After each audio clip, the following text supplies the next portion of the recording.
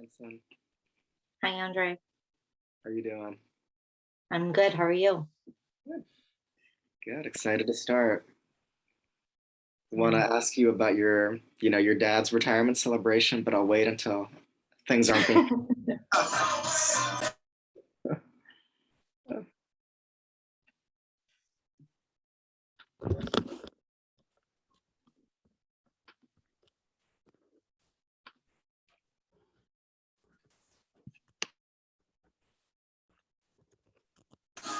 Did you change my name from something weird? Hi, everyone.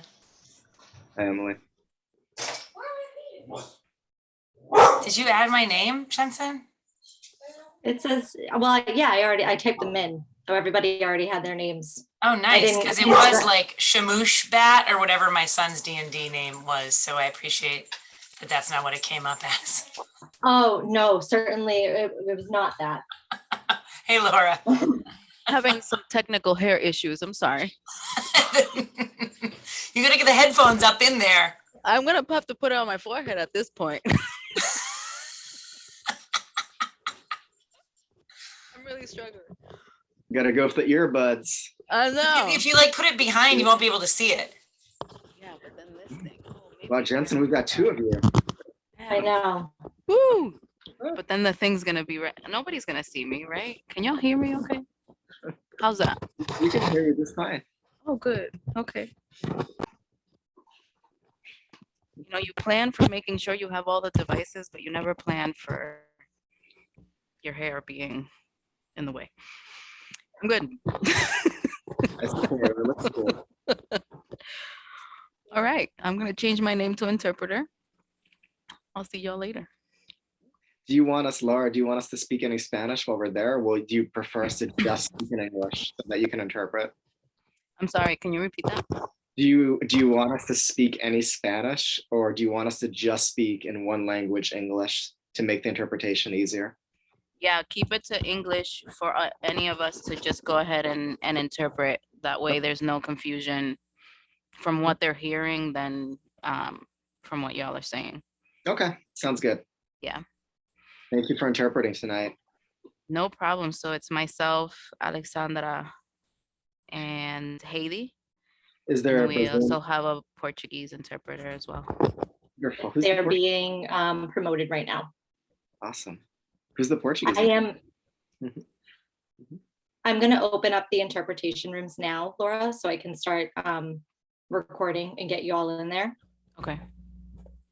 Alexandra, do you have anything you want to add?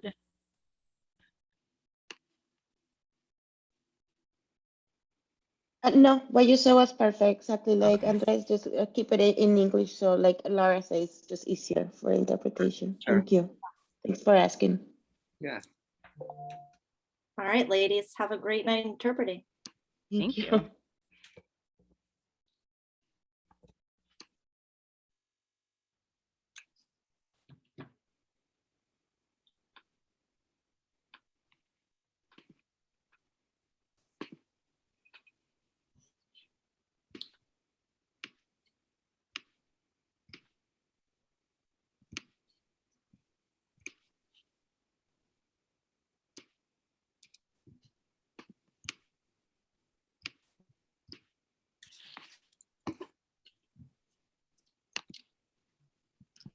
Hello, this is Fernanda. I'm the Portuguese interpreter.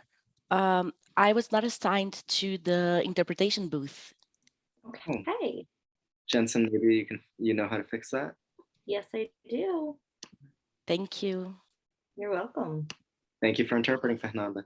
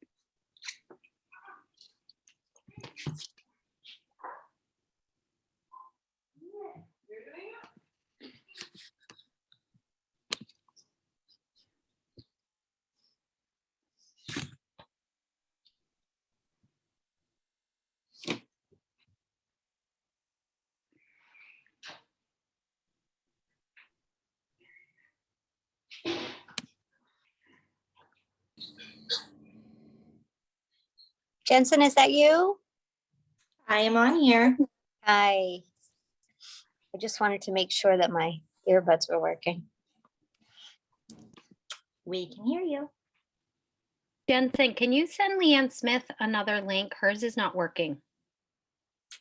All right. I And had a few sorry, minutes. Jensen, you're like the woman of the hour here. Can Right. you also send Sayonara? She just texted me about her. Tell them to check on the invite. Go to the invite in their calendars. She didn't have it. I did tell her that. Oh, okay. I had to get on through my phone because I couldn't get on either. I'm going to try that. Yeah, I had to dig really deep into my inbox for mine too, so I don't blame them.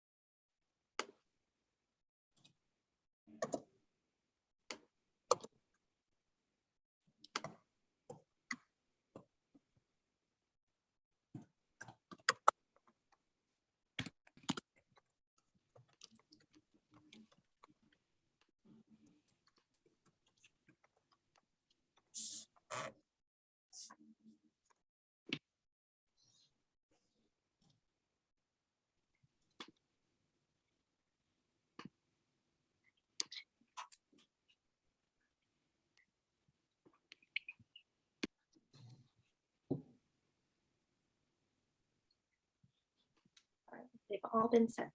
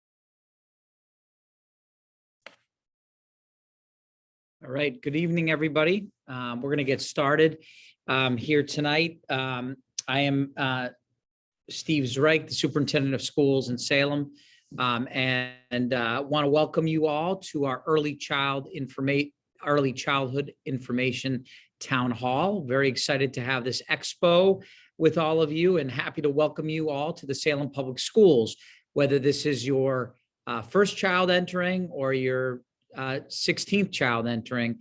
We want to extend our gratitude for you for joining us this evening, and we feel privileged to have the opportunity to showcase our schools to your family over the next couple of weeks and months. We are excited about the prospects of working closely with your family and getting to know your students. Before I dig in and offer some welcoming comments, I do want to just remind people that we have interpretation available in Spanish and Portuguese, que tenemos interpretación disponible para gente que lo necesita en español y portugués. You would just click on the world icon on your screen if you need interpretation. Again, we're looking forward to we're looking forward to having the opportunity to really get to know you, your child, and your family in the coming years. And I want to start tonight to talk a little bit about the overview for the evening, so you get a sense of what we're doing here tonight. We'll do some introductions, so you get to know some of the key players and leaders across the district who are all here. You see the many faces up on the screen, or you will see that once we stop sharing the screen.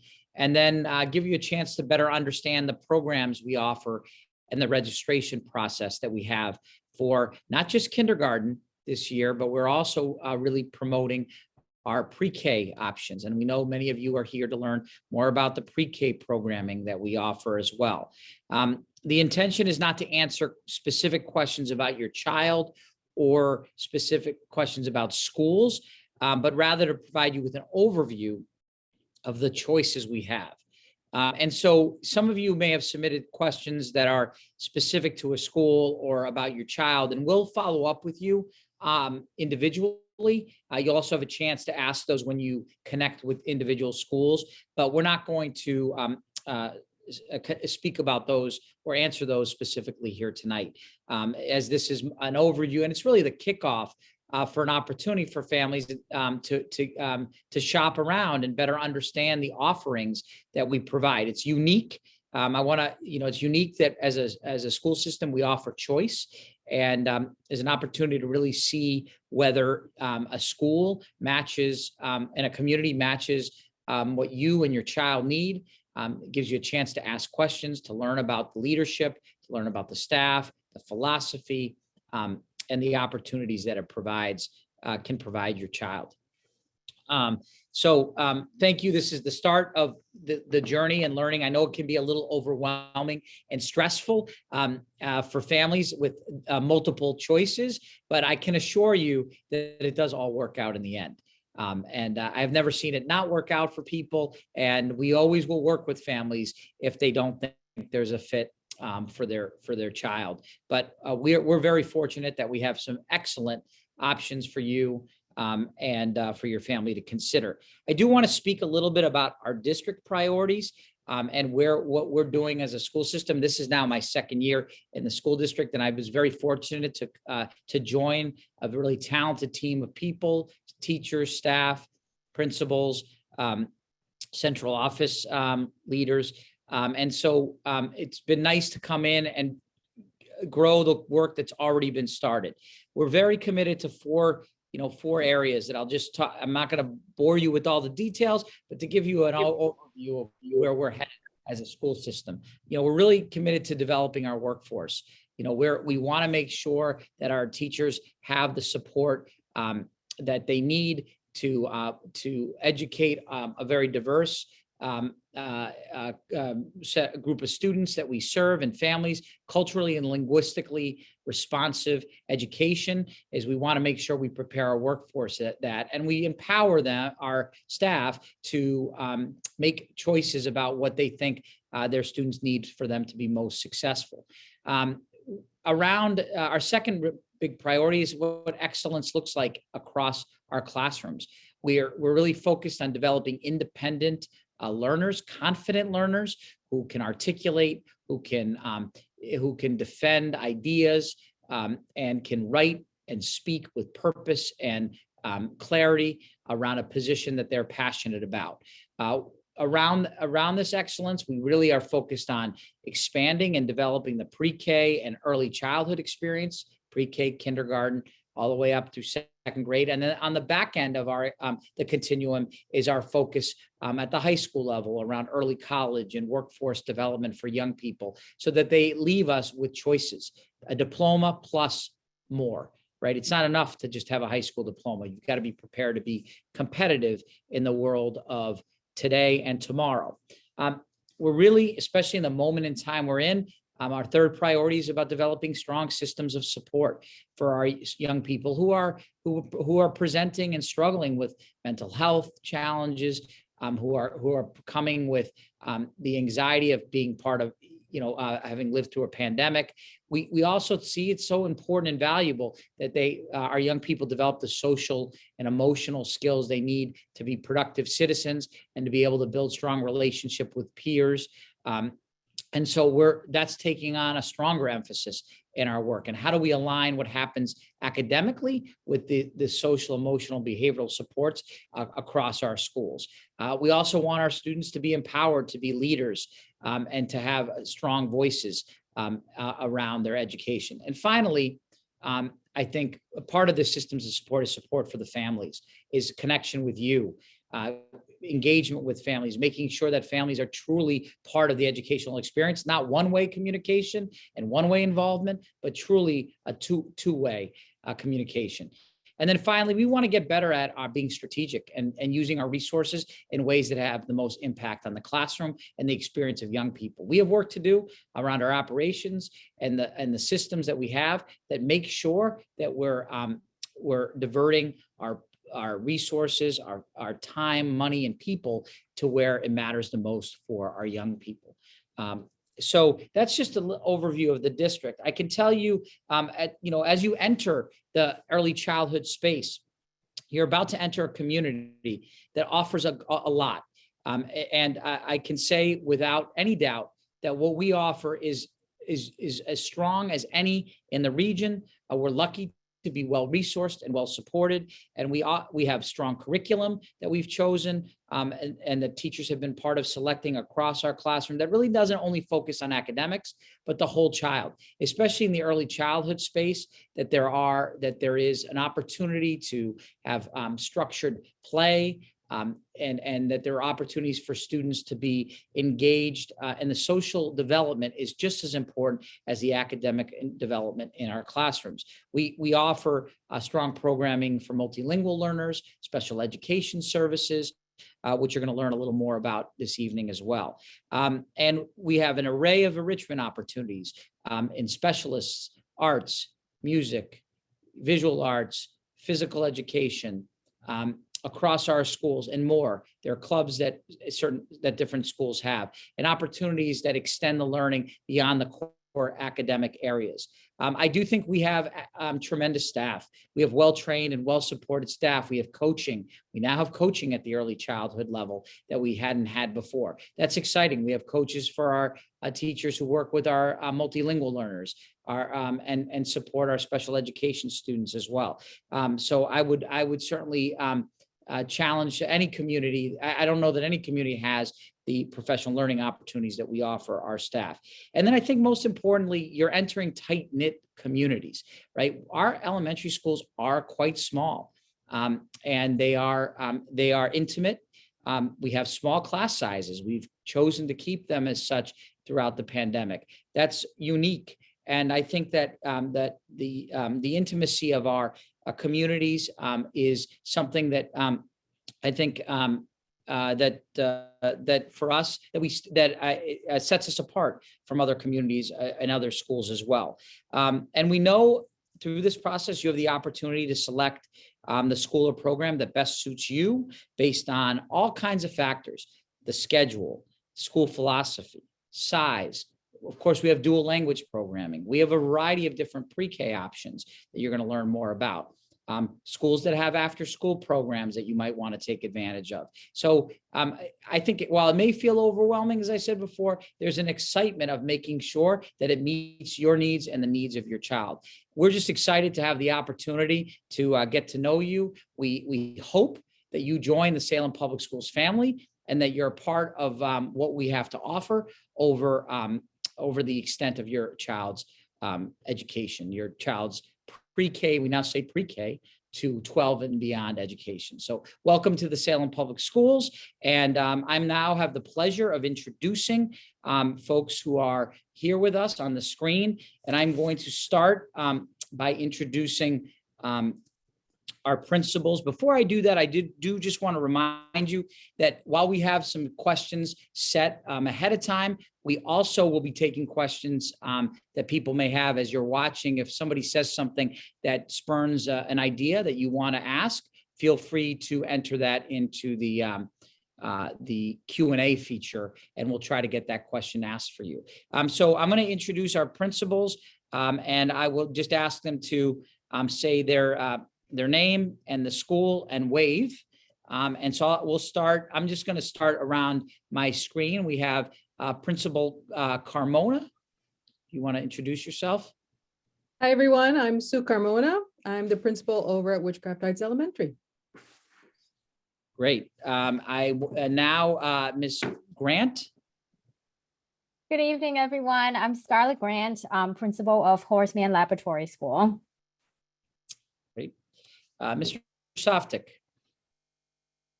Hello, I am Gavin Softic. I'm the principal at Bates Elementary School. Everybody's perfecting their wave, I see here. Okay, Mr. Lister. Hi, everybody. Michael Lister. I'm the principal of the Salt and Stall K-8 school. We have Miss Rogers. Good evening. I'm Liz Rogers. I'm the principal at Bentley Academy Innovation School. Miss Smith. Hi, good evening. I am Leanne Smith, and I am the principal at the Salem Early Childhood Center. And Miss Jellison. Hi, I'm Bethy Ann Jellison, and I am the principal at the Carleton Innovation School. All right, that's all right. We got that wave in. I think we got everybody. I just want to say we're very fortunate to have the leaders that we have in the Salem Public Schools. Obviously, I'm a little biased, but you know, we're very fortunate, especially over the challenges we've navigated with the pandemic, to have the team that we have here, who's bring a mix of experience, some from Salem, some from outside of Salem, folks that have been in the system for a while, some that are newer to the system, and it makes for a really, I think, impactful and powerful team. So and they're going to be very important as you get to know the schools and understanding what each school has to offer. I do, before I turn it over to the next part of the program, I would be remiss if I hadn't shared also, I really wish we could be doing this in person. This is not what we had planned to do. I thought last year was the one and only time we would be doing it. And we're very hopeful that through this process, you're going to get a chance to go in and visit the schools. So I think that's really important to see and feel the community in each one of our schools. So I didn't want to, I guess I'm so used to being on Zoom now that, you know, I don't even know what it is to have an in-person meeting. So, but I do want to say that obviously it wasn't our intention, and we were hoping that we would be able to be live and in person with you. So now on the program, we are fortunate to have some folks who are going to talk a little bit about our early education programming and the registration process. There's a presentation and I'm going to turn it over to our Deputy Superintendent, Miss Kate Carboni. Great. Thank you, Dr.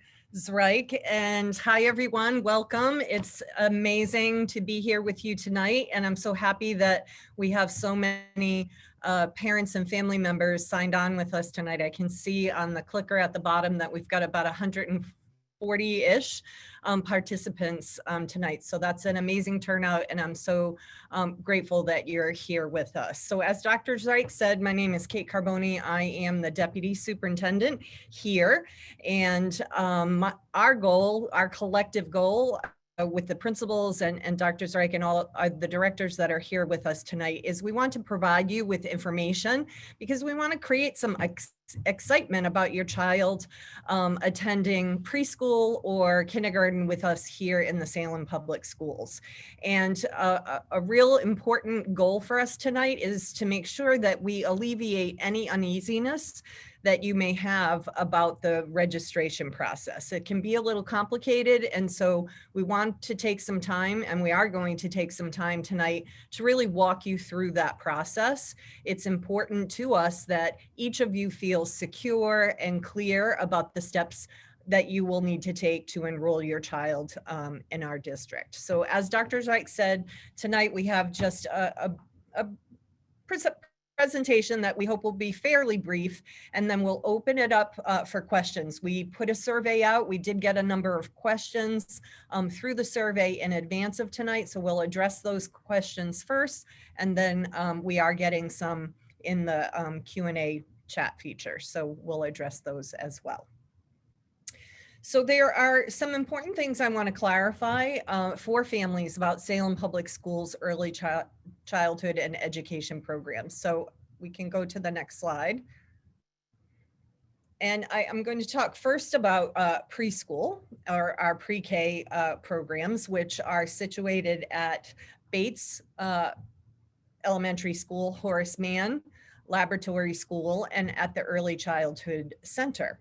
And so at present, it's important for everyone to really understand that we do not yet have universal pre-K in our districts. So that means that not everyone who applies for a seat will receive one. We will have a pre-K lottery. If we have more applicants than the seats that we have available, we will have a lottery when we anticipate that will be needed. And the names are pulled randomly. We have a very secure and process that is managed by our Parent Information Center. And the children who are pulled from the lottery are assigned according to preference. So on the registration packet, you'll be asked, preference, to order your preference. And also there is a low income criteria that helps us, balance the classrooms. So it's also important to note that we do not currently offer transportation for pre-K or programming that extends into the summer or over school vacations for our preschoolers. So I wanted to make sure that everyone understands that. We are planning to offer some after school care to 5 p.m. at one of our locations next year. So we have added a question to our registration packet to ask parents and family members to indicate if there is an interest in after school care, and that is going to help us with our planning as we work to make to get that in place for next year. So one other thing I did want to point out, because we have had some questions about that. If you register and your child does attend preschool in Salem, and it is not automatic that your child will stay at that school for kindergarten. So all our preschoolers have to enter the kindergarten registration process. We have a school assignment policy, and so we have all of our preschoolers will enroll through that kindergarten registration process. So I just wanted to make that point as well. So in terms of kindergarten, Salem Public Schools does have universal kindergarten, and that means that there is a seat for every child who wants one. And our kindergarten programs are located at 6 different schools. So at the Bates, at Bentley, there are also dual language classrooms in kindergarten. They are located at the Bentley, and my colleague, Andre Fonseca, who's the director of multilingual learner programs, will talk more about that later. We have kindergarten classes at Carleton, Horace Mann, Saltonstall, and Witchcraft as well. So I wanted to talk a little bit about who is eligible for Salem's early childhood programs, because we often get questions about this as well. So for kindergarten, your child would need to be 5 years old by August 31st in this coming summer. And as I said, all children Salem children are guaranteed a place in our kindergarten classrooms. For preschool, your child would need to be 4 years old by August 31st.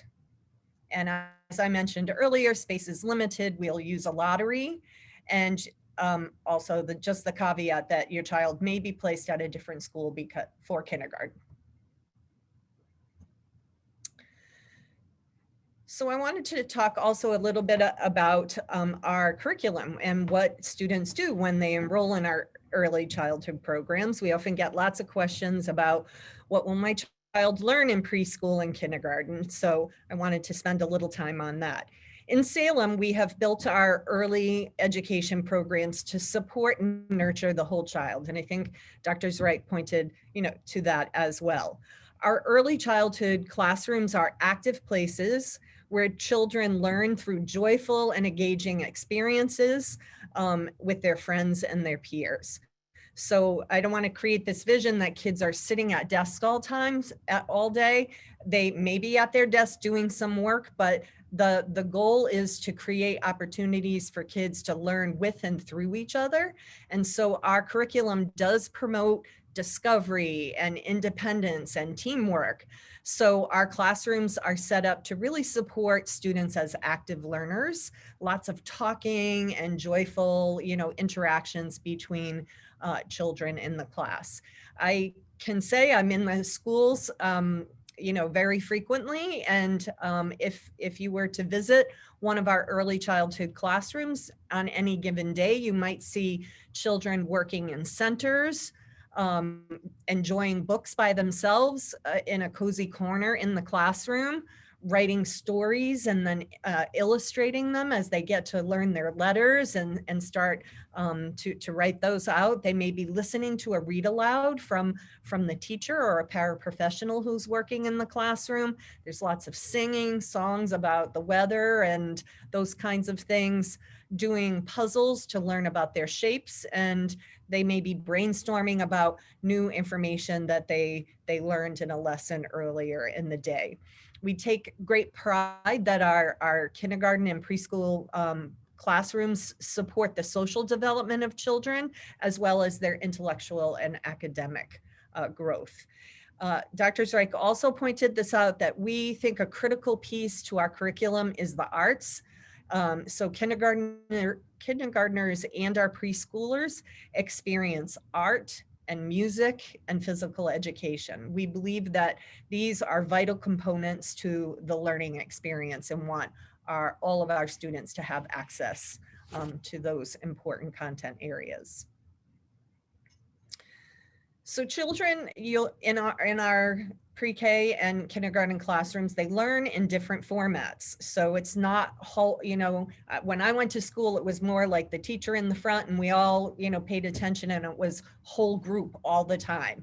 And the learning, the way the learning is organized really varies across the day quite frequently. So sometimes there is whole group instruction where the teacher is introducing something to the whole class, but there will be oftentimes when children are working together in small groups in centers, and they may not be with the teacher for that. And then at other times they may be in a small group with the teacher, learning something that is really targeted to their specific needs. So there's just a lot of different modalities of learning across the day, which kind of keeps things interesting. On this slide, you can see what a typical day looks like in preschool and kindergarten. Each day starts out with a morning meeting. That's a time when the teacher brings kids together on the rug in the classroom and really reviews what the day is going to look like, and uses this as a time to build community with the students and with the children, and setting the children up to be successful socially, emotionally, academically. So really connecting with kids. How did their day go? How did their morning go? How are they coming into the classroom? And really anchoring that day in some community work and team and community building. As you can see throughout the day, there are times that the students learn and play and go outside for recess. We also, I want to highlight, have outdoor classrooms at each of our schools, each of our elementary schools, where teachers will occasionally hold lessons or activities outside to complement, what they're doing inside the classroom. So there's ample opportunity to be, outside, weather permitting, of course. I mean, on a super cold day, we're going to reel that in, but there is, and we encourage our kids and want them to be outside for parts of the day. And as I said earlier, each of the day, the children go to special classes, whether it's art, music, or physical education. So now I'm going to turn things over to Andre. So it's my pleasure to speak with all of our families about our dual language program that's placed at the Bentley Academy Innovation School. And the number one thing that I'd like our families to get from this presentation tonight is that dual language is an option for everyone. So if you have a child that is learning Spanish, Spanish is their first language, we want that child in our dual language program. That child will be a great model of Spanish for the other children in the classroom. And on the other hand, if you have a child where English is that child's first language, we also want to welcome that child into our program. That child will be a great linguistic model of English for his or her peers. And likewise, if you have a child that's bilingual, that's a heritage learner, speaks both English and Spanish, we want to welcome that child into our program as well. And if you have a child that speaks another language, like Portuguese or Albanian or Arabic, that child is also welcome in our program. All of these children offer great linguistic models that make our program so rich.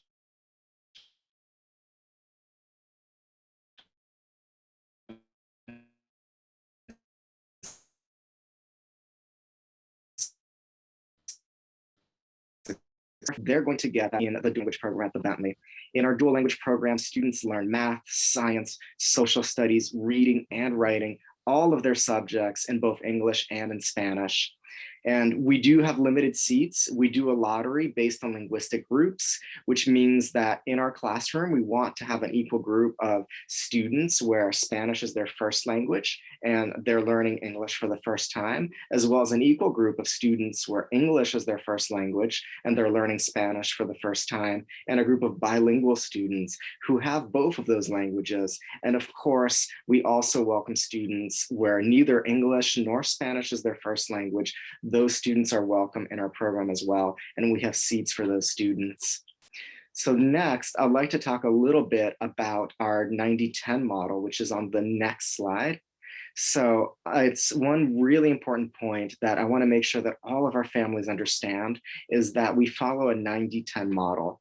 What that means is that your child's day in kindergarten and dual language, 90% of that day is going to be in Spanish. Students are going to be learning math in Spanish. Students are going to be learning science in Spanish, history in Spanish. And the reason we do that is we want to give your children a really strong foundation in the early grades in Spanish. So by the time they reach the upper grades, they're going to be successful and they're going to be able to do all of those topics at a higher level in Spanish. And the other reason we do this is because Spanish is a more transparent language. The different skills that your children are going to learn in Spanish in our program, they're going to be able to extend those skills to help them learn English.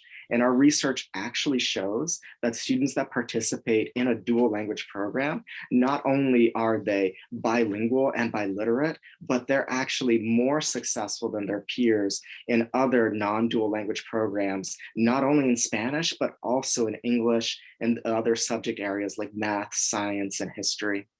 And so with that said, we want to make sure that you're fully aware that if you choose to enroll your child in our dual language program, please expect that it's going to be a day that's 90% in Spanish and only 10% in English in kindergarten. And then every year, the amount of English is going to be increasing. For their first grade year, you can see on this chart, they're going to be getting 20% of their day in English. And then for their second grade year, 30% of their day in English. And then grades 3 to 5 is an equal split between English and Spanish. And like I said, that allows them to have that strong foundation in Spanish that is really going to help them be successful in the upper grades. With that said, we can move on to our next presentation.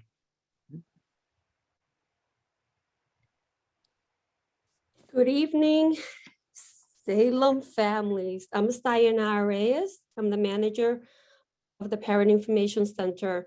I also work with 2 other staff members that you may be in contact with. That would be Jari Acevedo. She's the Family Engagement Facilitator. And also Alma Pimentel. She's the bilingual senior clerk. We're very excited to begin the pre-K and kindergarten cycle for school year 2022 and 23. I would like to announce that we are working on transitioning to an online registration system. In the meantime, kindergarten and pre-K registrations will be paper-based.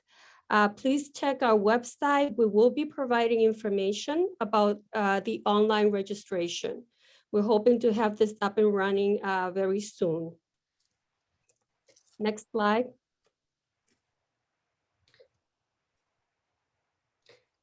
So the registration process is a 4-step process. Parents have 3 school choices. We encourage you to participate in the school tours, school principals information session, and read materials posted on our website, and also printed materials that we have included in our registration packet. The registration packets will be available tomorrow in our office. We open at 8 o'clock tomorrow. Our hours tomorrow are from 8 to 1. You're welcome to come in and pick up a packet. They will also be posted online. You'll have access to downloading the registration packets tomorrow morning. As it was already said, the age requirement for kindergarten is 5 years old by August 31st. And for pre-K, it's 4 years old by August 31st. Next slide. So the next step 2, would be to apply and submit your registration packets to the Parent Information Center. All forms in the packet will need to be answered carefully, and all forms need to be signed. If you're interested in the dual language program, you'll have the opportunity to check off a box to opt into the lottery on the 2nd page.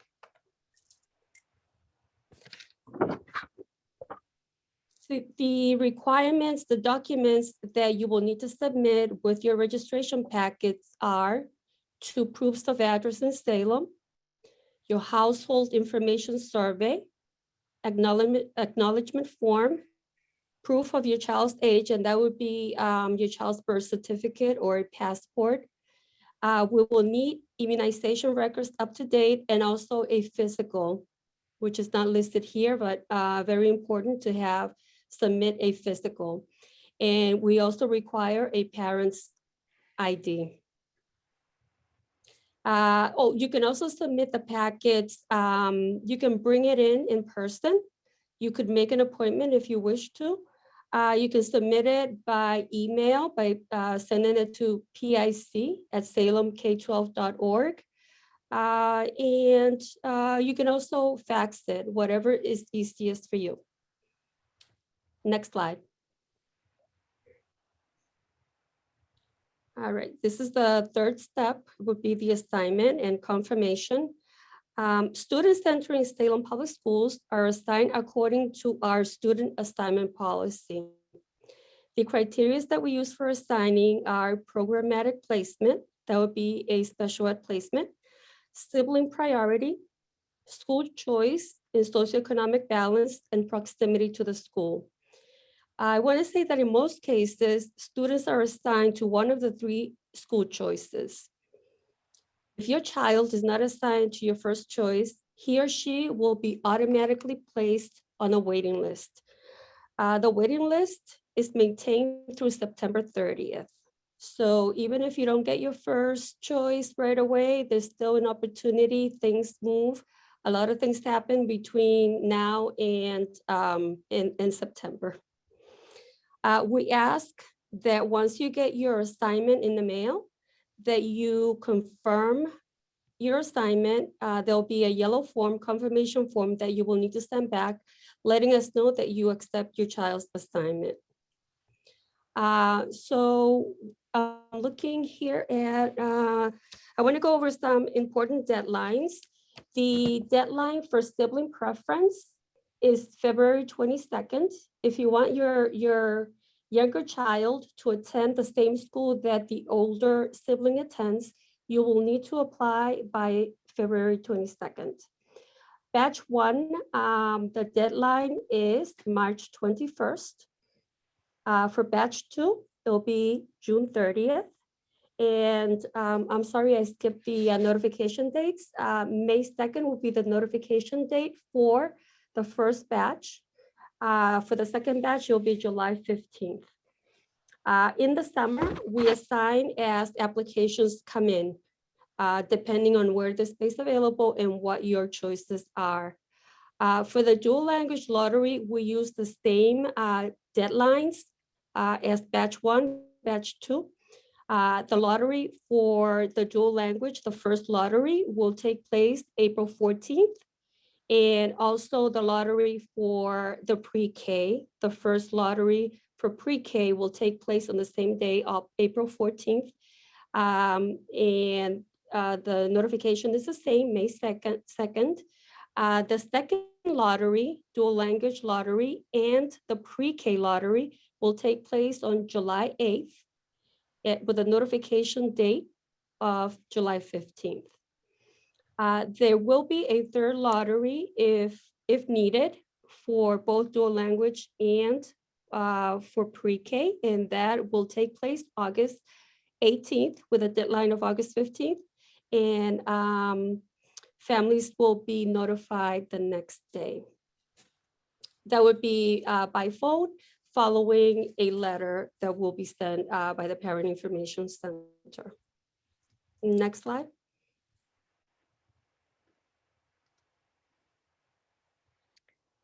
Great. So this is Kate Carboni again.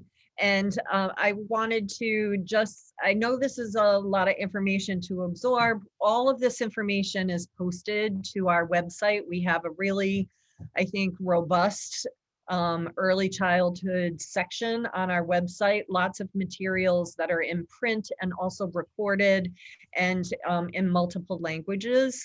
So I would encourage you to go to that space following this and, poke around in there. A lot of your questions perhaps can be answered in that by looking on our website. Certainly don't hesitate to call our Parent Information Center also.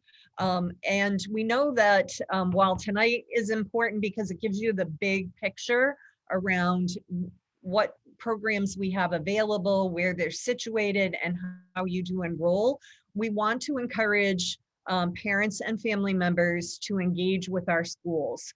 So we have organized and scheduled several school information sessions that will happen during the week of February 7th and February 14th. And there will be, each school will do 2 sessions, one in the morning and one in the afternoon. We wanted to offer both of those options because we know parents are working and have different schedules. So the AM session is from 9 AM to 9:45. These will be virtual. And we will be sending out information about the links for you to attend these. The PM session is from 7 PM in the evening to 7:45. We will be recording these sessions at each school and posting those to the website just in case you're not able to attend. But given that our district is a choice district, and you may know something about some of our schools and not much about others, we do encourage you to attend as many of these school information sessions as possible. These are sessions where the principals will be leading the agendas, so you'll have access and you'll be able to hear from the principal and other members of the school community, some of the kindergarten teachers, some of the early childhood teachers, our multilingual teachers, our family engagement facilitators will be present. So it'll give you an opportunity to meet some of the adults who work in the school, hear from them and hear about the school and what makes the school, unique and so forth. So we would encourage you to attend as many of these as possible.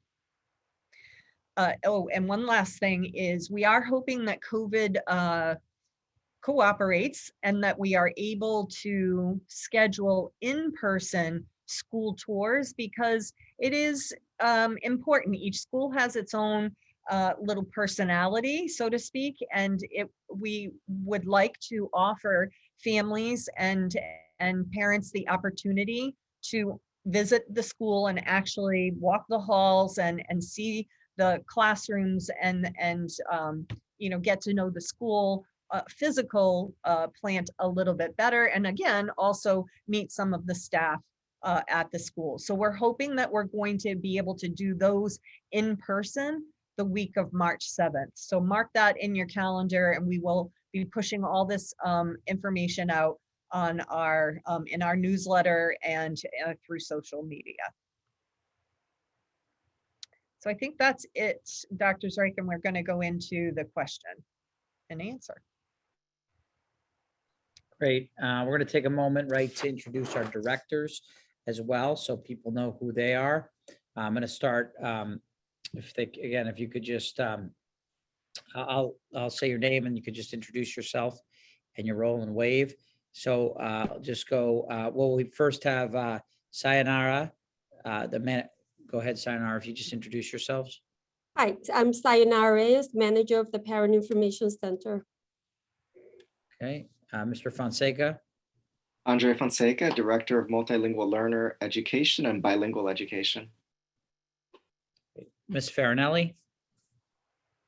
Good evening, I'm Linda Farinelli. I'm the Executive Director of Special Education here in Salem. Welcome. Dr. Mosky Weber. Good evening, everybody. I'm Charlene Mosky Weber. I'm the Director of Nursing and Health Services. It's such a great turnout tonight. Thanks for coming. Ms. Ullman. Hi, I'm Emily Ullman. I'm the Director of Community Engagement, and I also oversee out-of-school, after-school programs. Mr. Perrin. Hello, everyone. My name is Orvelt Perrin. I'm the Food and Nutrition Director for the Salem Public School. Okay, Ms. Richardson. Good evening, everybody. This is Amy Richardson. I'm the Director of Curriculum, Instruction, and Assessment. And Ms. Fagundes. Hi, everyone. I'm the Transportation Coordinator for Salem Public Schools. Great. I think we got everybody here. All right, so we're going to start asking the questions that were submitted ahead of time. If everybody could put their screens back on, because we have questions for folks. Let's see. And the first question we had is about after-school program. I actually saw a few questions about whether we've considered after-school or longer day options for preschool children. And so I'm going to direct that to Emily. Thanks. You're talking in pre-K, right, Steve? Maybe you could touch on both pre-K Sure. and kindergarten. Thank Sure. you. So for our elementary, all of our elementary schools, so all the kindergarten programs, we have contracts with providers to provide after-school care from K to 5. So those programs are run by, at this moment in time, either the Salem YMCA or the Boys and Girls Club of Greater Salem. And they run licensed after-school programs in our buildings. So while they are in our schools, they are actually programs that are owned and operated by our partners. Right now, the licensing and the way that our state agencies works means that those programs are for kids who are in kindergarten through 5th grade. They are licensed by a different organization, by the Department of, by DESE, as opposed to the Early Education and Care, which licenses pre-K programs, which is why this current year we were unable to provide programs for 4-year-olds. Next year, we understand that for many families, they do need that after-school care. So we are working hard to make that happen. So we are right now still still planning for what model will work, but we've included on your enrollment application a question that you can select. If you need an after-school program, you can put that as your first choice.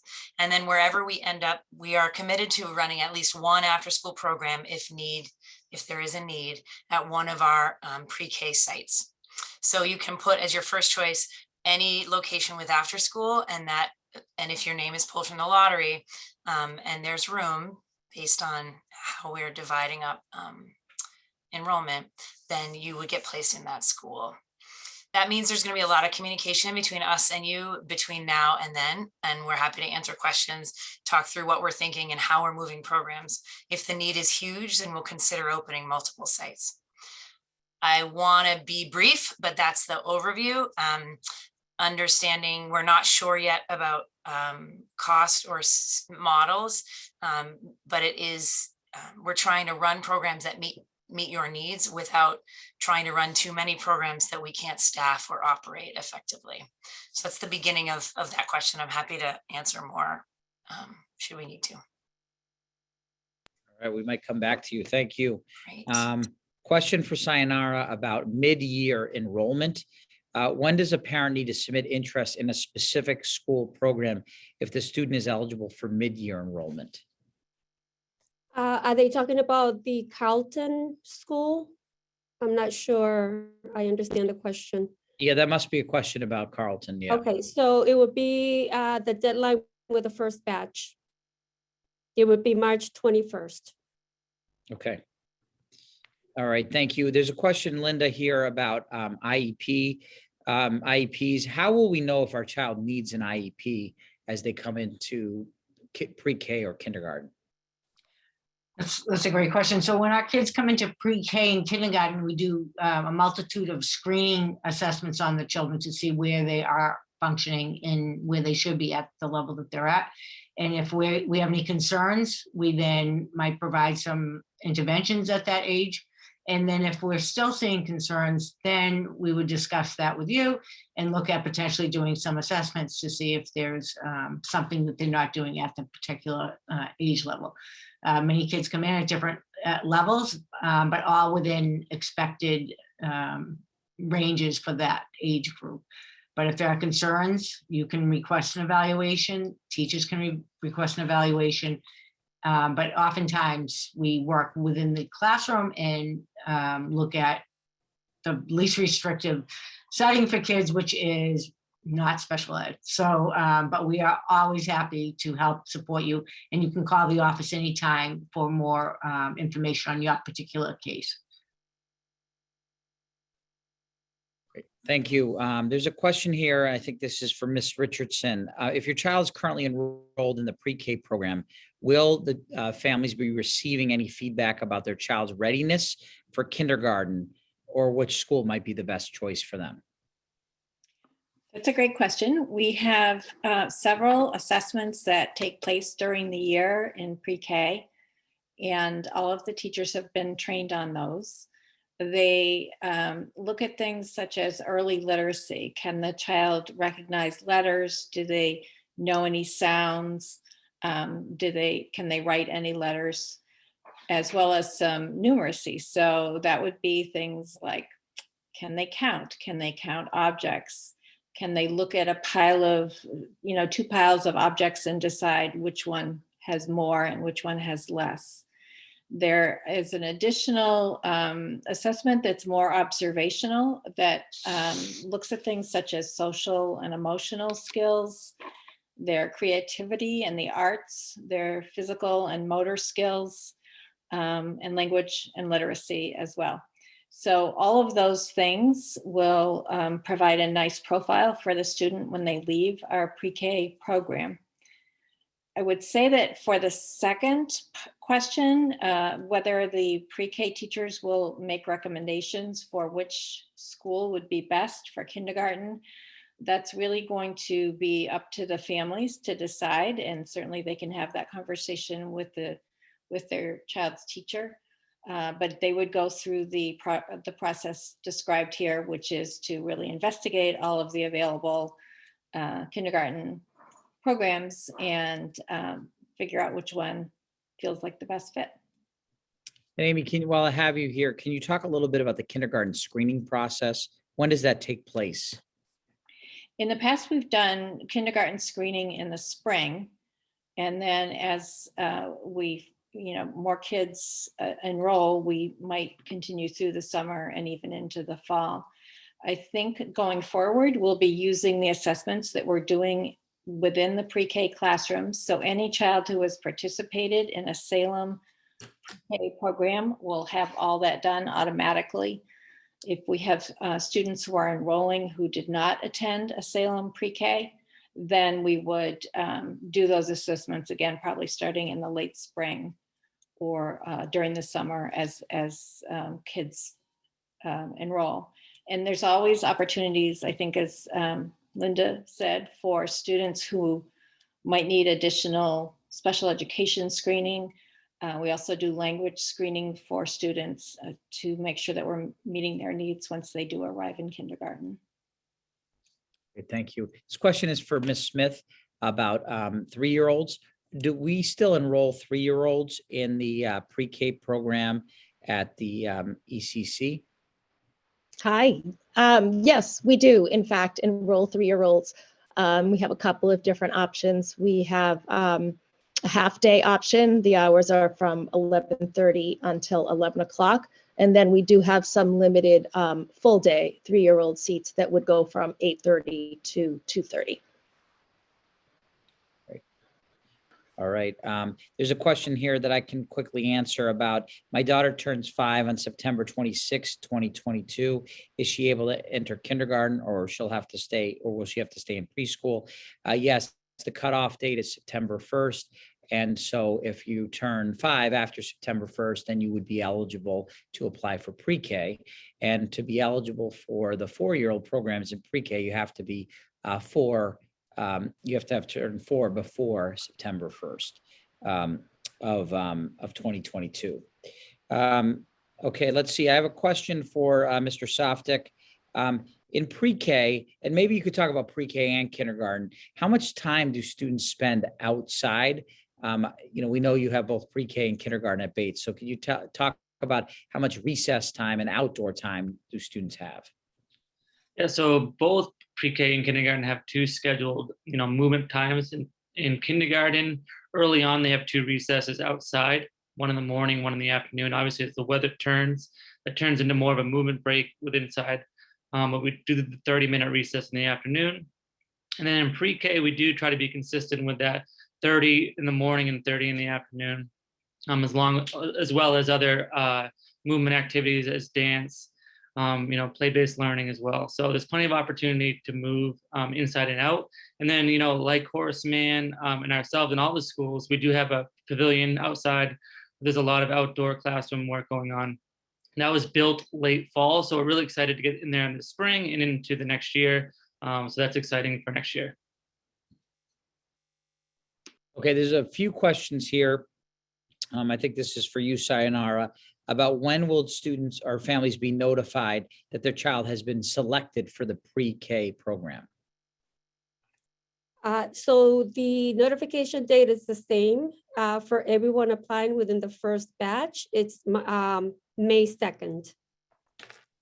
Okay, that's for the first batch. Correct. Okay, great. This is a question also about the pre-K lottery process. I think this is for you, Ms. Carboni. Is if there are 2 siblings, is it possible that only one sibling would get in and the other would not? That's a really good question. And we think that would not be good. So as a criteria for our lottery, we would, if one sibling, so for example, if there were twins and one twin were picked or selected, that the other would also be earn a seat. Okay, and related to that, if they have a sibling not in the school, say they have a 4th grader at Bates, do they get preference into the pre-K program at Bates? So as part of our registration process, we ask them to select their preference across the 3 schools that do have pre-K classrooms. We cannot guarantee a placement. We will do our best, but we have other criteria that we need to adhere to in order to create balance in the classroom. So we will aim and strive for that, but it's not guaranteed. Okay, great. Thank you. All right, let's see. We're going to turn over to some of the questions that we've received. There's a couple questions about Leanne or Ms. Smith, this can go to you. If I have a child at the ECC, do I have to register for pre-K even though my son is already at the ECC? Do I have to do it again? No, you don't. Not if you want your child to stay at the ECC with us. Once a child begins as a 3-year-old, they are at the ECC until they move on to kindergarten. If you did want your child to go to another pre-K at Bates or at Horace Mann, that would involve another registration process and get into the lottery for that. Okay. All right. Of course, this would not be complete with some COVID questions. Dr. Mosky-Weber, we have a question about immunization records. Is the COVID vaccine going to be required for students over the age of 5? At this time, Dr. Zreich, it is not going to be required. However, there is a possibility in the future it will be. That would be state mandated. We highly encourage all kids 5 and over to get the vaccine, but that is certainly a decision that's made between parents and medical providers. Okay. Let's see. Is the ECC now free for 3-year-olds? Leanne, you want to take that? Sure. Yes, I love to take this question because the answer is yes, which is a wonderful yes. It is free for 3 and 4-year-olds. Okay, great. Yeah, I'm just jumping around here. Thank you for that question. Sayonara, I have a couple questions here for you. If family doesn't get any of the 3 choices, can they reapply the following year? Absolutely, yes. Okay, great. And then there's a question here about the notification. So when the lottery takes place, is it posted online on that date? Is the notification date the date when parents receive status of the lottery? And is that also the day they must confirm their spot? Emily, yeah, that's for you. Yeah. That one, it's Sure. for the pre-K. Yep. Do you want me to ask it again? No, you're talking about, sure. So the lottery date, the families, we will not post that online. We would reach out to families via email and phone calls to tell them, ask if they wanted to confirm that spot. We would give a window. I'm not sure exactly what the window is, but they would have a window to confirm to accept the seat in case, somebody's not available that day or they didn't get the message or whatever. So we'll give a window of time to accept the seat. And anyone who's not, we will have multiple lotteries though. So anyone who's not pulled the first time will go automatically into the next lottery. So you may get pulled for the second one. It will take us probably another 24 hours after the lottery date to do the lottery and notify people, but soon after the lottery, we'll notify those whose names were selected. Okay. While I have you there, Ms. Solomon, can you talk a little bit about the hours for the pre-K program? Are they the same in all locations? And how do they differ in terms of times at Bates, Horace Mann, and the ECC? Sure. So the pre-K programs are the same times as the school day. So kindergarten through 5th, whatever that is at the school. So at Bates, the end, it's 7:45 to 1:50, right, Gavin? Okay. Same at Horace Mann. Yes. Yes, thank you. And then at ECC, it's 8:30 to 2:30. Yes? I nailed them all. So those are the pre-K times. They're the same as the school that they're housed in. Okay. Let's see. Let's see. There's a question here, and this is for you, Mr. Fonseca. Are any schools considering adding weekly foreign language courses? So that's really a two-part question. So yeah, some of our schools do have foreign language courses, like the Bentley has foreign language Spanish for students that are not part of the dual language strand as well. I know the Saltonstall does as well, but I'd really have to say that if you want your child to be completely fluent and bilingual, the dual language program is your best option. And that's simply because a weekly foreign language classroom is not going to be able to compare to the instruction that a student would receive in a dual language program, where they're getting instructed in the target language in all their academic subjects in science, math, literacy. So if you're really considering, you want your child to get the best option to be fully bilingual and biliterate by the time they reach the 5th grade, I would strongly advocate for having them enroll in the dual language school, because that's going to give them the best options to be fully fluent in that target language and be fully bilingual and biliterate. Great, thank you. Ms. Farinelli, there's a question here about speech therapy. If a child was registered previously for other school services like speech therapy, would they have to register separately for kindergarten? So if they're receiving speech through the schools? So yes, they would have to register for kindergarten, just as any other new parent coming in into kindergarten. You would still have to register. Okay, thank you. Ms. Reyes, I have a couple of questions here for you about the application process or the registration process. We talked about how in pre-K there isn't sibling preference if the sibling is in an older grade at the school, but in kindergarten, for kindergarten registration, is there sibling preference if there's an older sibling already at the school? Does that factor in? Yes, it is. It's Okay. one of the criteria that we use for assigning. And that's why if you want to take, if you want to use the sibling preference criteria, you should apply before February 22nd. Okay. Also to you is a question about transferring schools. Say that, it's not a good fit, the school that the child starts in. What is the process for being able to transfer schools? We don't want to forecast that there's going to be a problem, but if there is a concern, how does that work?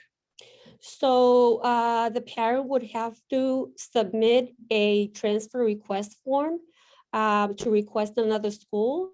If there is space at the school that the parent is requesting the transfer to, I would be able to do that as long as it happens before September 30th. Any transfer request after September 30th would go to the superintendent for approval. Great. Okay. I was going to turn it over. I know Ms. Jellison, I think you wanted to share something, and there is a question here about the mid-year enrollment program that there's, and so maybe that's what you wanted to clarify. Yep, I just wanted to say that there was a question, if someone was born in September, were they eligible to come to kindergarten? And actually, they can apply to Carleton and get in for the November start or the March start, but they would have to go through the same process as everybody and get their applications in the first batch so that we can get them on the waiting list to come in either time. But their date has to be from September to November 30th to get in November, and then from December 1st to the end of February. Actually, September 1st to the end of February for the March start. Yeah, thank you. Just to clarify. Yeah, I'm sorry, I misrepresented that because Carleton's model is different. And I think it would be wise if parents have specific questions about Carleton and their process. Ms. Jellison is an expert, has been there for a long time, was a founding member of developing the unique model that they have there. So I would direct questions to Ms. Jellison regarding Carleton School. So thank you for clarifying that. All right, let's see. Okay.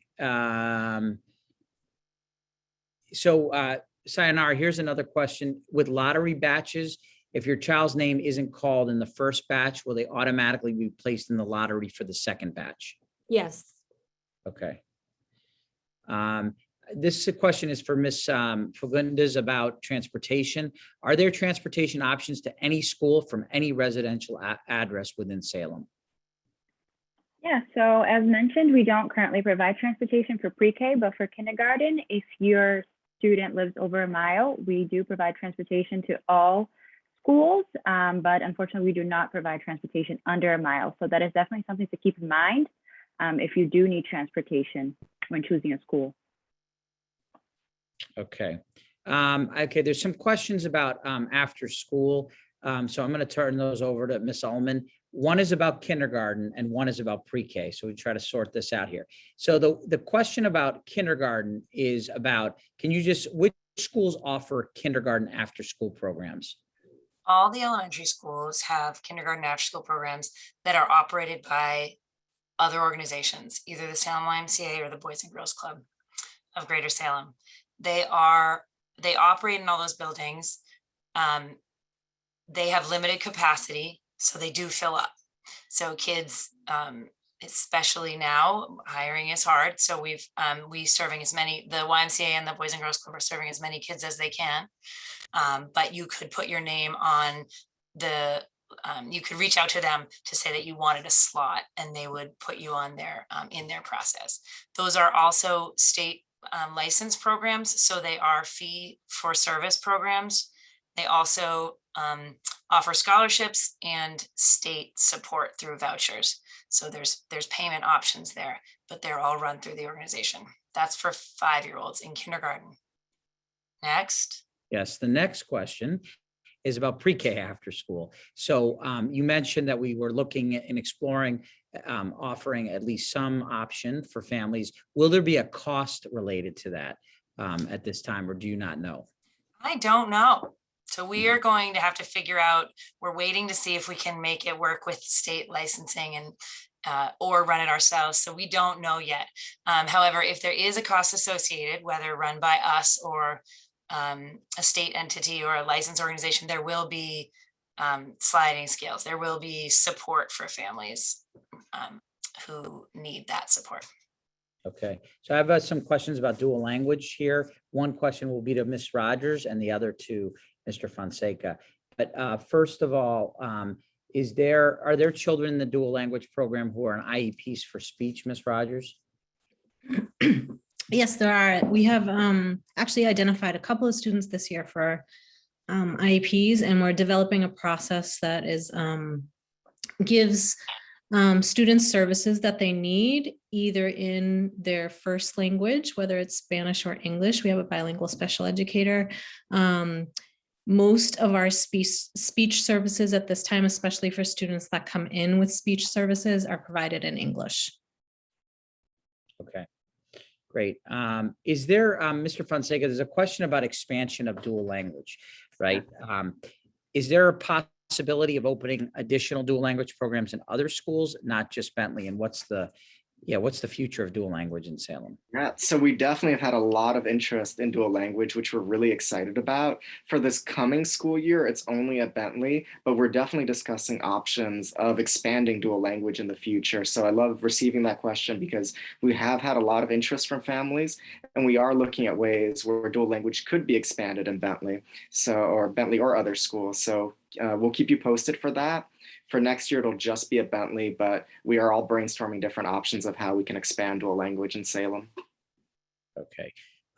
Ms. Richardson, this question is for you, is about what are the expectations for incoming kindergartners in terms of skills and abilities?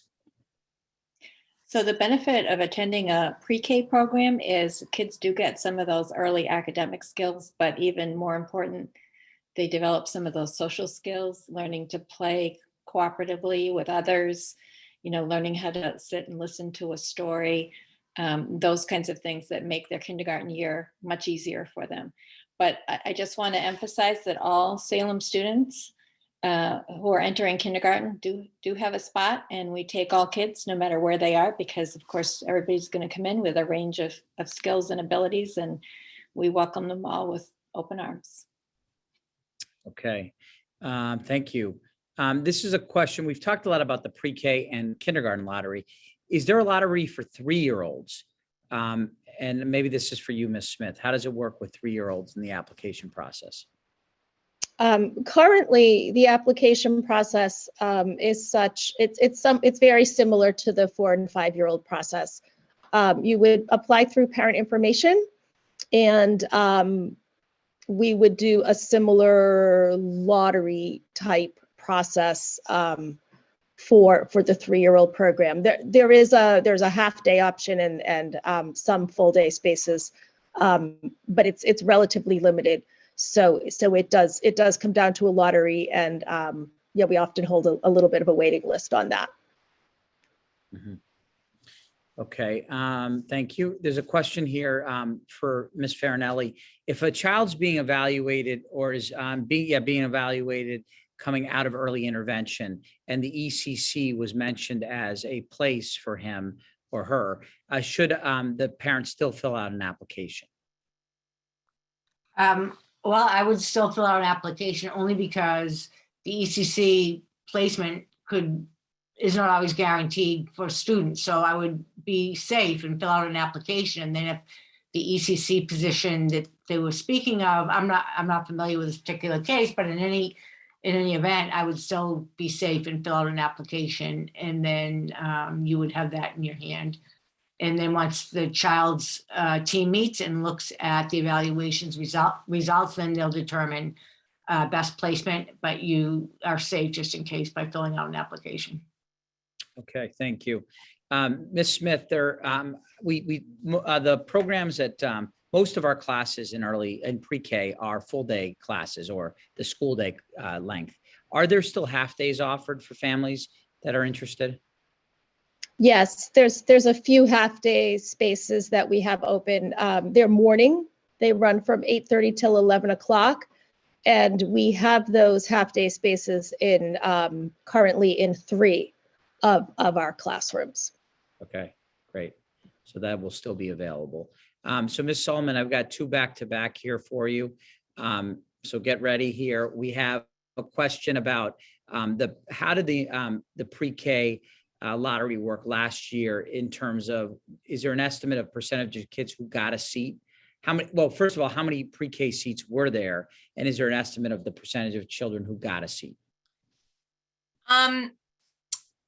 Yes, I wouldn't base last year to this year. I don't think the comparison really helps us. We announced our pre-K programs in May last year and had a very short runway for families. Many families who entered the lottery already had other options for their kids, or, there was, we sort of trying to go as fast as we could. This year, so I don't have a good estimate of in a year where we have a regular enrollment period of how many kids are going to be interested in pre-K. We don't know that. We don't have that data yet. We do have, Kate, total seats. So we have 7, well, we have the 9 classrooms at Horace Mann and, at the early ECC, childhood. At the ECC, and then at Horace Mann and Bates, we have 36 slots in each of those schools, so 18 and 18 in 2 different classrooms. What I can say about the lottery last year, and to Emily Ullman's point, we were a little late in the process. We were, working really hard and diligently to open the classrooms, but we, we did get our registration out late and whatnot.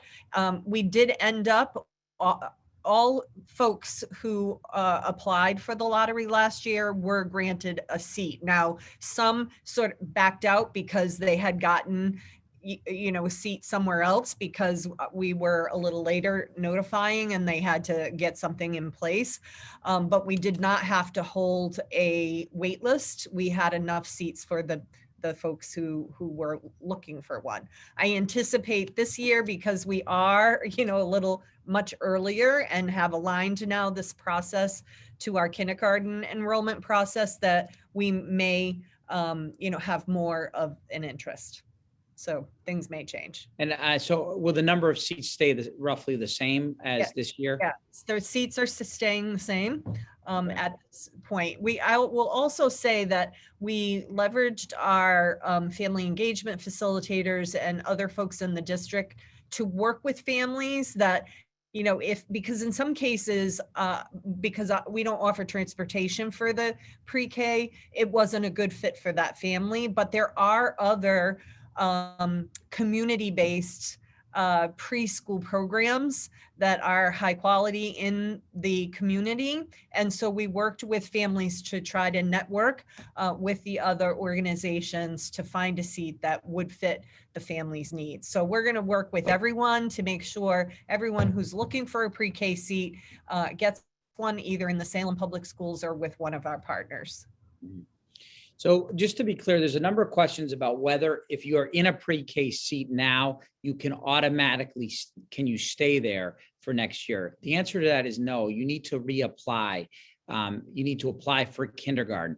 Our pre-K seats are district-wide seats. They happen to be based at 3 different places, Horace Mann, Bates, and at the ECC, but you do have to apply for kindergarten. If you're at Horace Mann, you're not automatically going to be staying there for kindergarten unless you affirmatively apply through the process. So I just want to be clear about that. Whether you have an IEP or not, it's the same process. You have to apply for kindergarten. Okay. This is let's see, just looking to make sure we've answered most of these. There's a question here. Can I just ask her a question about Carleton? So Ms. Jellison or Ms. Reyes, but if you're not accepted to Carleton, will they automatically be entered into the lottery for pre-K? So a student that's applying to get into Carleton, but is of pre-K age, are they automatically entered in the lottery for pre-K? No, they're not automatically entered in the lottery. They will have to let us know that they're interested, and then we can have them participate in the lottery, but it's not automatic. Okay. Ms. Ullman, I forgot to ask you the second question I had for you. My I apologies. mean, everyone on here is so thrilled. I'm getting all the attention. Yeah, all right, the principals. exactly. Sorry, principals. Not There's tonight. a question about summer programs. Is there summer programming for pre-K students who are going to become kindergarteners? Will we offer that? Have we offered that? We have never offered that in the past. It's our first go with pre-K. Will we offer it this year? I am not sure. So yeah. Oh, Ms. Smith. except Leanne. Oh yeah, we do. Right. Leanne, right. The ECC does run programming for students on IEPs over the summer. So they do have a great program for little ones over at ECC, but for gen ed programming, we have not in the past.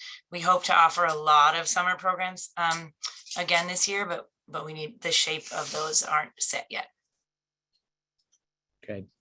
Ms. Smith, did you want to jump in there or you're all set? No, I'm fine. I just wanted to clarify that we do have the preschool program for students on IEPs in the summer. Great. Let's see. Can someone speak about the class sizes? Maybe this is for you, Ms. Carboni, the class sizes in pre-K and what the, how big are the classes and the adult to student ratio? So I'll let Ms. Smith talk about the ECC, but at Bates and Horace Mann, we have 18 students per preschoolers per classroom. We have a teacher and a full-time para.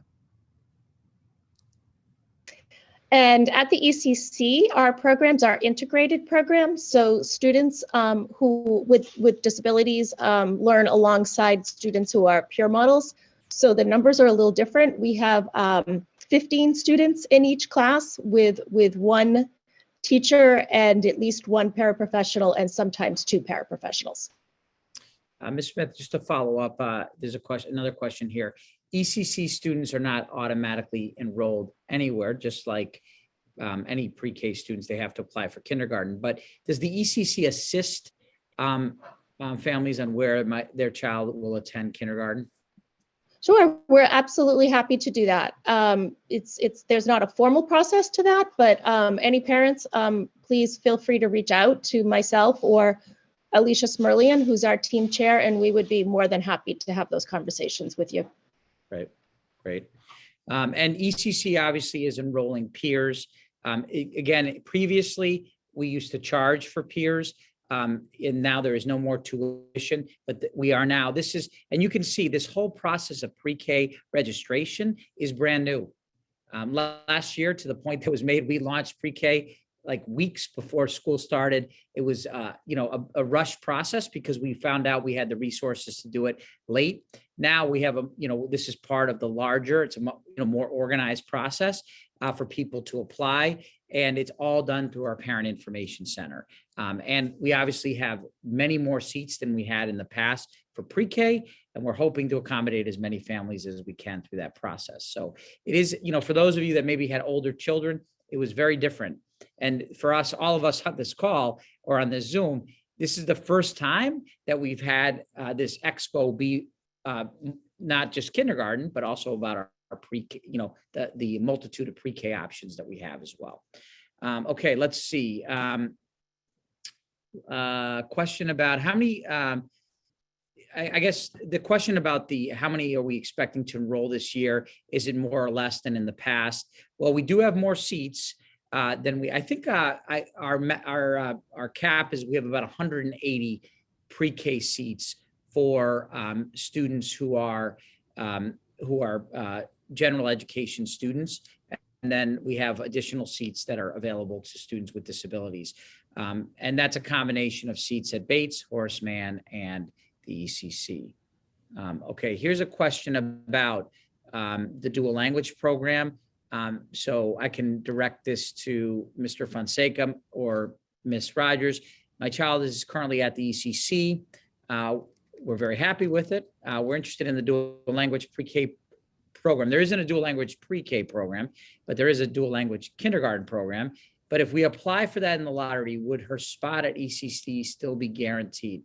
So I guess I think the confusion is there isn't a pre-K dual language program. It starts in kindergarten. We'd love to expand, right, Mr. Fonseca and Ms. Rogers? That's absolutely right. Liz, would you prefer to answer this or would you like me to? All right, I'll go ahead and answer this then. So yes, just like Steve said, we don't have a pre-K program for dual language yet, although we would love to, and we are definitely thinking about that option. But for those of you that are interested in kindergarten for dual language, the process is really great because you still apply for your top 3 school choices. And in addition to that, you check off a box that says that you're also interested in dual language. So you'll get one of your top 3 choices for a school, and you'll find out whether or not you were a winner for the dual language lottery.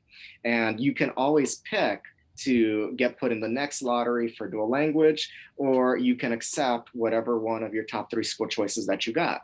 So we offer that flexibility to families so that even if you didn't get into dual language in the first lottery or even in the second lottery, you would still have one of those top 3 school choices that you were assigned available to you, and you would be able to opt into one of those. Okay, great. Well, I think we've addressed most of the questions. There does appear to be one here about transportation at pre-K. And I just want to reiterate, we do not have pre-K transportation for pre-K. That is not an option we provide at this time. We are exploring, however, after school programming this year for the pre-K programs. That would be new this year. We don't have that this year. Somebody did write here that their child's having a great experience despite how stressful the process was. I do think our families have given us very positive feedback about the experience in pre-K. And we're very excited about the development in the growth of our pre-K programs in the future. So I'm going to stop here. It's right up till 8 o'clock. I do want to thank, we had a really large audience. We appreciate how many of you joined us from your homes tonight. We look forward to meeting you in person, hopefully, if the safety guidance allows us to have people come into schools. Our principals, our teachers will be eagerly awaiting to welcome you with a smile and get to know your families and answer questions that you might have. The many people on this call or the Zoom, I keep saying call, but the Zoom are available to answer your questions at any time via email, via calls, and there's information about how to reach the different individuals on our website and the materials we have for the pre-K and kindergarten process. Again, while it may seem that you got a lot of information, just breathe. It's all going to work out. We'll support you along the way. And at the end of the day, your kids are going to have an awesome experience in the Salem Public Schools. And often the most nervous and anxious people are the parents, and the students are just excited to get to big kids school, whether that's at pre-K or kindergarten, and we'll be ready to welcome them come the start of the school year. So again, we look forward to getting to know your family, and we really appreciate one more note that before I finish is registration materials are live now on our website, and I believe there's a whole section on pre-K and kindergarten registration. So thank you all. Have a wonderful evening and the rest of the week. And we look forward to seeing you all very soon as members of the Salem Public Schools family. Good night, everybody.